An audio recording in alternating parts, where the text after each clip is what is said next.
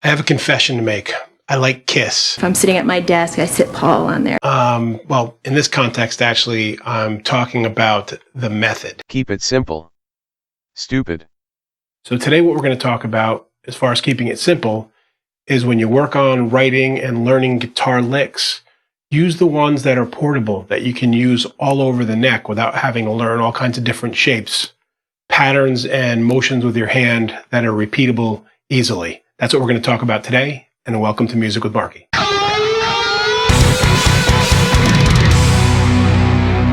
So this is a topic I have talked about several times before in Riffs of the Month and some of my Rutbuster stuff, and today what I want to do is just take 5 of the ones that I use very frequently. I'm going to put them in a little 8-measure song context, play each one for you there, and then come back and we'll talk about it. So let's look at portable lick number 1.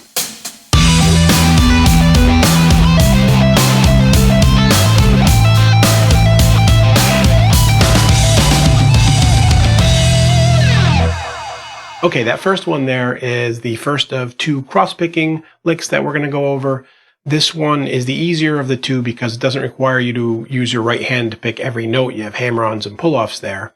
And all of these are going to be in G major / E minor with that same backing track. And so I'm not going to show you exactly every note of the lick here because this isn't about that. This is about learning the mechanics of each one and why you can play them in any position, in any key once you get the mechanics down and become useful that much faster. So let's look at how this one is constructed. Okay, this starts with an upstroke. In this one, I started on the 10th fret, so the D, and I just pull off to a B, 7th fret, and then it's a downstroke on the next string, the B string, on the 8th fret. And then it's an upstroke again on the E string, and that's the entire thing. That's the mechanic of it. Now, I don't pick again when I start over, otherwise I'm picking in the wrong direction, and we start having a situation where first you're starting with an upstroke, then you're starting with a downstroke, and it keeps going back and forth and gets difficult to play with your right hand when you play it at speed. So when it comes back, it's just a hammer-on. So it's, and then hammer-on. And you just switch to the next position or whatever position you're going to go into. And the difficulty with this is when you make switches in the position, it can be easy to get out of time, to rush it, or make a lot of noise. You know, you have that kind of when you move, it gets a little bit noisy, but it's okay, man. It's rock and roll. Make some noise once in a while. Don't be worried about it. And just make sure, most importantly, that you're staying in time. You don't worry about the transition and rush the timing, which is a habit we all have. Now, the second piece of this type of thing that I didn't do in the song, but I want to show you, is kind of where I originally got the idea from, hearing Kirk Hammett do something like this. I don't even remember which tune it is, but this is another way to use the riff, especially at some higher speeds. And that is when you just move the pinky note of it, so the high note of the riff, and your lick, riff, lick, I don't know. There's arguments about which is which, whatever you want to call it. And then switching the high note. And you end up with something that kind of is cool right in the same place.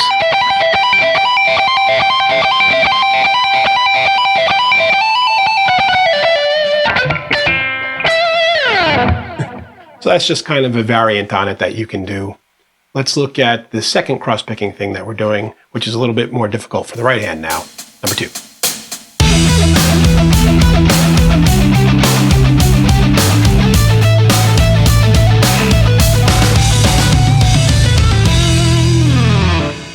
Okay, and here you have something that I would use less often as an actual lead and maybe more often as a compositional tool, but it's just a simple upstroke, downstroke, and here we're doing it on the 2nd and 3rd string.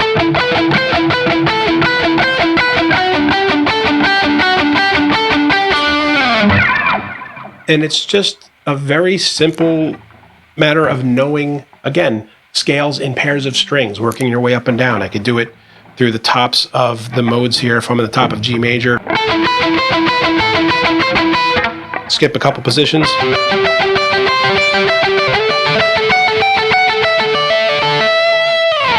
It's just getting used to picking back and forth.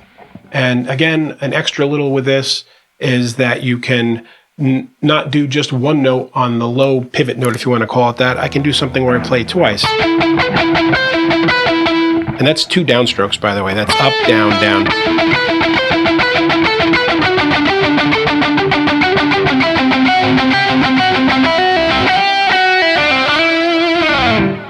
So it's another cool way to utilize that same mechanic that you just learned in many different ways.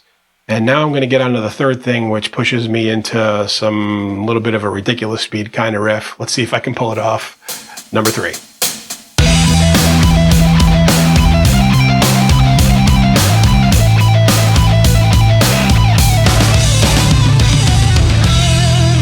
Whew. All right, full disclosure. The video on that was the first take, but it wasn't quite clean when I did it. I tried to go back and get it right one way through, and I was getting more and more tired and couldn't get it, so I played it in sections in the actual recording and just kept the first video. If I had videoed each piece of that, the video would have been a lot of swearing, me cussing, and rubbing my forearm, because I got tired out doing that over and over. But anyway, let's talk about what the lick is, and that is your most basic of arpeggios, and the mechanic is the 3-string arpeggio. And once you get that basic mechanic down, you can use it all over the place in different positions, just like everything else here. And, you know, in that example, I played it at a speed that's a little beyond where I should have done it. But certainly it is something that I've used often in my songs, and you can use all over in different places. Let's take a look at what that is. And so for here, I started on the 14th fret of the B string, and it's an arpeggio. So it's a downstroke, then a downstroke to the 15th fret, downstroke to the 3rd fret. It's a basic minor arpeggio, and then an upstroke, pull off, then up, and then start down again. And I can do, once I have that mechanic down, where I've learned how to just get that right and left hand synced up with whatever pattern you learn it with, it will be very easy to play every other pattern of that same 3-string arpeggio. So the minor, a major one there, one like I did there, which I can't even tell you what that is. That's the 4th, it's like a sus4 version. A diminished one. You can also start with the first note being higher instead of lower. This kind of pattern puts you here. If you do it that way, you have more of that kind of thing. So like stairs leading down, stairs leading up, however you want to look at it mentally. So just getting that arpeggiated 3-string feel under your belt allows you to take that in any direction you want to go from there.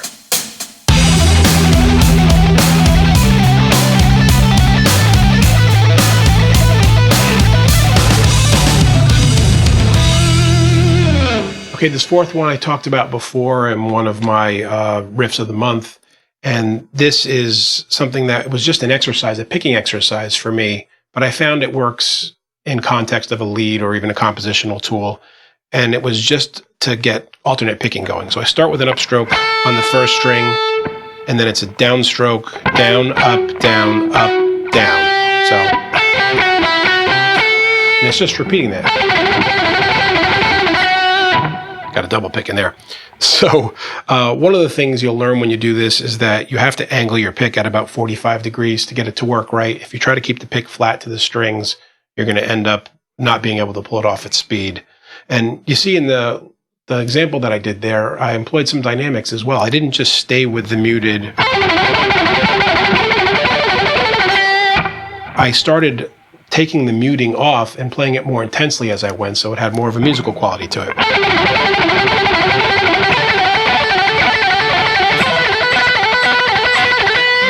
You get a little bit of string noise in there, but again, in the context of the solo and in the midst of a rock song where you're letting loose some frustration and emotion, a little bit of noise is okay. So it's just in a basic exercise, and the mechanic here, the repeatable mechanic, is upstroke, and then the notes on the next string, down, up, down, and going back to the upstroke again. Now let's look at the last one, number 5. It's something I got off of Yngwie Malmsteen.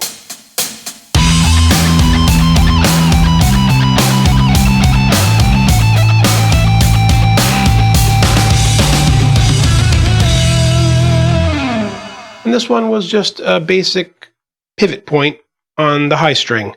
So instead of doing something where you pivot off of a low string where you might go, or pulling off, there's something very basic that you might learn. It's kind of doing that in reverse. It's a trick violin players employ. So I'm going down the scale here in G major. So it's the 19th fret to the 20th fret, 17, 20, 15, 20. And then I'm just going down like I have been all along with these, down the positions. So then it's 17, 19, 15, 19, 14, 19. And then when I do that last one, I extrapolate, if I'm using the right word there, the pivot all the way out through the rest of the scale. So instead of just going on the one string, it's